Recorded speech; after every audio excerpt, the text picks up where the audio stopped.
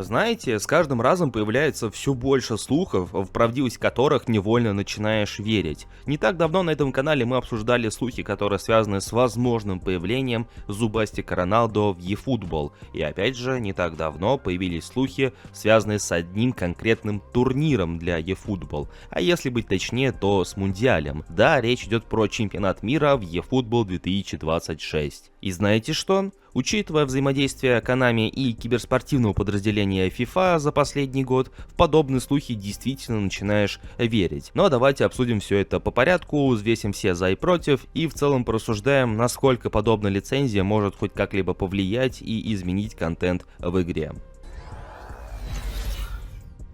Слухи на просторах Твиттера сообщают, что Konami активно ведут переговоры с Федерацией FIFA на предмет получения лицензии на чемпионат мира 2026 года, который пройдет в Америке, то есть уже вот прям совсем скоро. И как я упомянул в начале ролика, учитывая, что Konami уже около года взаимодействует с FIFA, а именно с ее киберспортивным подразделением FIFA E или FIFA Electronic, кому как угодно, в принципе, я бы мог допустить, что у Konami действительно есть какие-то контакты и в целом возможности взаимодействия с Федерацией, поэтому почему бы иной раз и вправду не обсудить возможную лицензию, учитывая, что вроде как прям какой-то активной борьбы на данный момент за нее не наблюдается. Да и вряд ли сами FIFA будут делать эту лицензию прям сильно эксклюзивной, учитывая, что были слухи и про отдельную игру от Федерации FIFA по ЧМ 26 года, и электроники вряд ли пройдут мимо и постараются также заиметь лицензию на Мундиаль. Ну и вот последние слухи, связанные с чемпионатом мира и eFootball 2026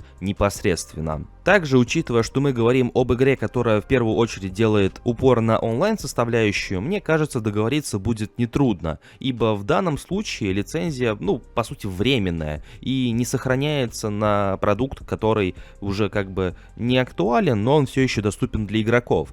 То есть, чтобы вы понимали, я имею в виду игры, которые вот полноценные AAA симуляторы, фудсимы те же самые, как это было раньше, например, 20 и 21 песке с лицензией на чемпионат Европы 2020 года, 16 пеской и 16 евро, то есть когда была полноценная игра, в которую люди могли играть в любое время и в любое время переигрывать эти турниры. Сейчас же у нас игра-сервис, контент по сути временный, появился и исчез, и про него больше не вспоминают. И поэтому мне кажется, что на основании этого как минимум договориться будет немного проще, нежели это могло быть раньше. С другой стороны, а насколько сильно нам нужна лицензия на чемпионат мира? Ведь на примере того же самого Кубка Африки мы понимаем, что в принципе, эта лицензия как будто бы прям многого не дает.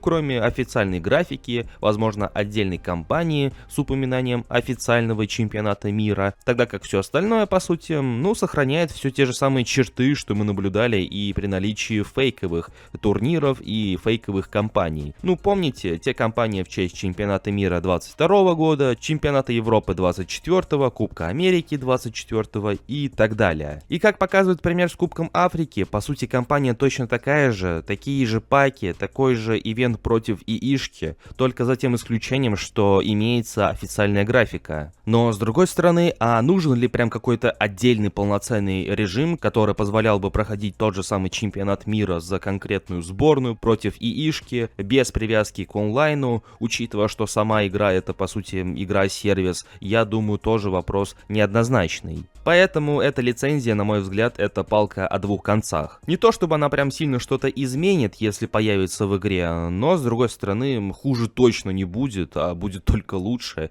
и разнообразие в той же самой графике как минимум, что будет приятно тому же самому глазу. Во всяком случае, если Konami удастся договориться касаемо этой лицензии, то, конечно же, будет только здорово, несмотря на то, что Konami, скорее всего, опять же, не добавит чего-то нового и прям чего-то сверхъестественного, даже при наличии подобной лицензии. А что думаете вы, дорогие друзья? Верите ли вы в подобные слухи и в целом ожидаете ли появления чемпионата мира в eFootball 2026?